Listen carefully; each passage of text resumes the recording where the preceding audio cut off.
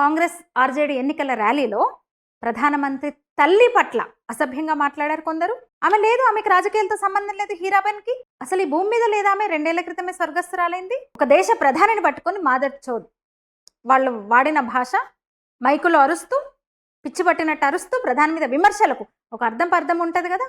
బహిరంగ సభలో 100 మంది ఉన్నారు అక్కడ, మైకుల్లో అరుస్తూ.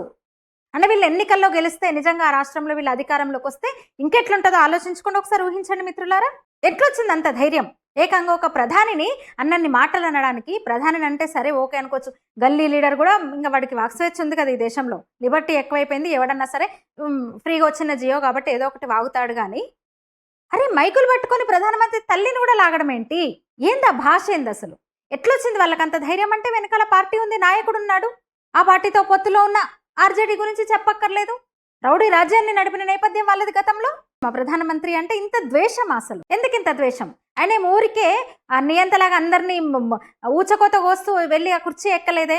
రాజ్యాంగబద్ధంగా, ప్రజాస్వామ్యబద్ధంగా జరిగిన ఎన్నికల్లో ఓట్లతో గెలిచి ఆయన ప్రధానమంత్రి అయ్యాడు కదా. అంటే ప్రజాస్వామ్యంలో ఎన్నికైన ప్రధానమంత్రిని తిడతారు, ఆయన్ని సమర్థించే వాళ్ళని మీరు బత్తాయిలు, అందభక్తులను ఇష్టం వచ్చినట్టు నోటికొచ్చినట్టు దూషిస్తారు.